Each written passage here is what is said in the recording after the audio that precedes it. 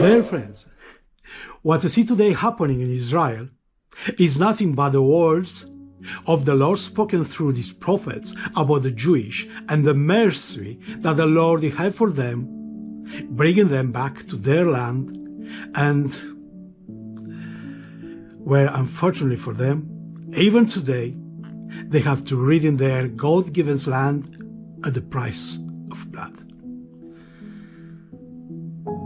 Sad. Very sad. Much could be said about these bloody days and about the atrocities that are happening there, and that will certainly continue for a long time from now on, if it's not possible to understand, in my opinion, from the Muslim peoples, as it is written that the Jewish will be given back the land by God. I myself don't understand how the Muslim neighbors of Israel, who are very faithful and believe in God, do not understand that they cannot fight with God so that He cannot fulfill His promises to the people of Israel.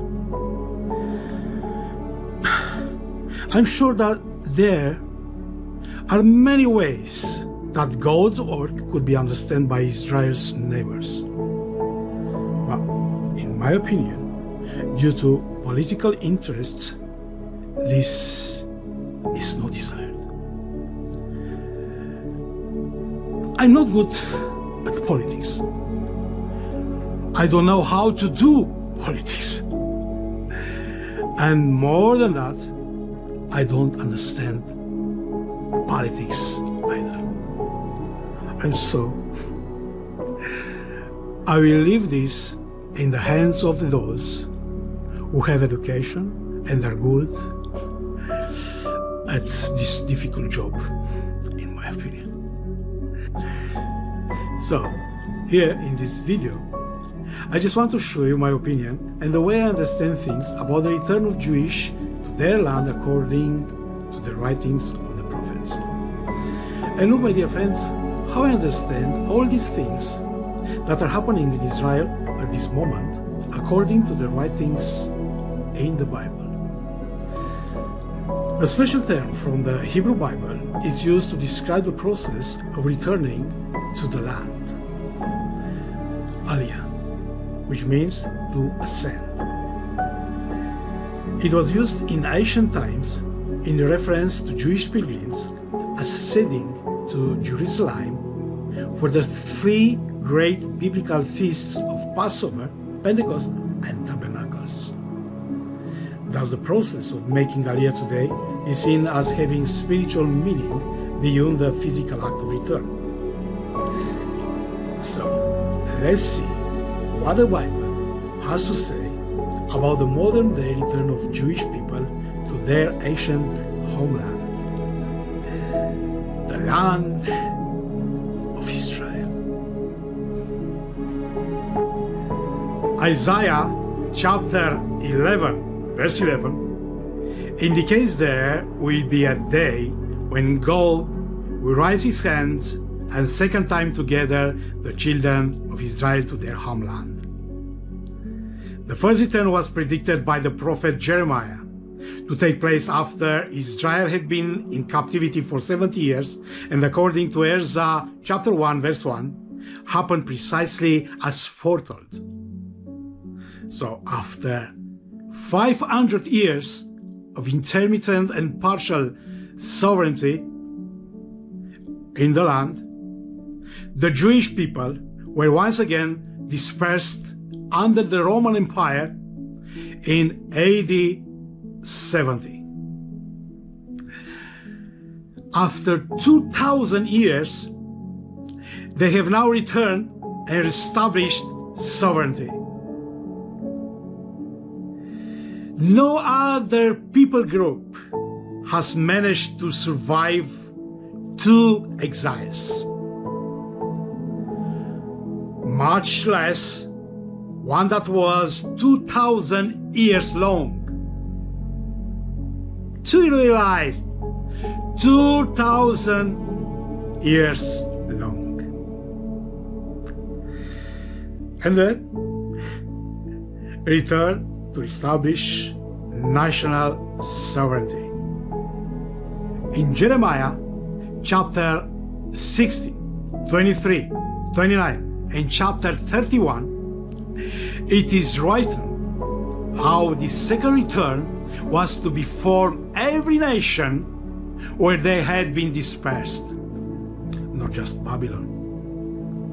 Over the past 120 years or so, than 3.5 million Jewish have immigrated to the land of Israel from all over the world, from the north, south, east, and west, in literal fulfillment of God's promises in Isaiah chapter 43, verse 5 and 6.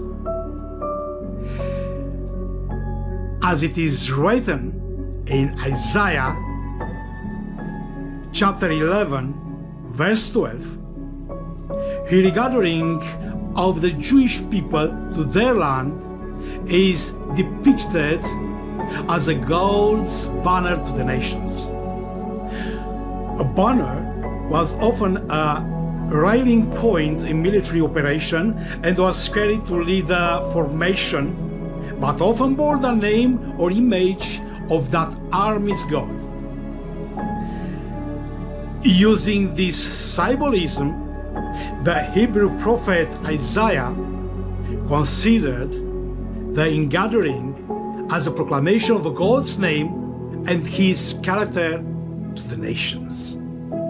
The Mosaic covenant was clear that living in the land of Israel was a benefit of working in obedience with God, and that even after exile, repentance will lead to Israel's return. However, the Hebrew prophets spoke of a day when God will sovereignly gather his children back to the land. Not because of anything they had done, but to be witness to the Gentiles and to vindicate his name. As it is written in Psalm 102, verse 13, the timing was up to him. He will do it, and he will even use the Gentiles to make it happen. In Ezekiel chapter 36, verse 21, it is written that God vindicates his name because it has been profaned before the nation through the disobedience and exile of his. He will demonstrate his holiness and his faithfulness whether his children are deserving or not. It reflects his love and mercy toward them, as well as toward the world he plans to redeem and fill with his truth and glory for eternity, as it is said in Psalm 102, verse 16 to 22. Isaiah chapter 66, verse 20, describes the act of Gentiles bringing his people home.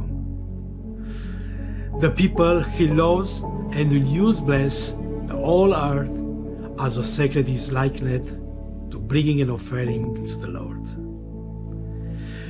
What a wonderful image depicted the biblical significance of the return of the Jewish to their homeland. That's about all I wanted to say. Just like I said when I started this video, this is just my opinion regarding what is happening in Israel today. Please, don't be angry with me. This is what I understood from what God spoke to the people of Israel through the mouth of the prophets. If anyone has a different opinion and disagrees with what I have stated in this video, please just be polite and leave a decent comment.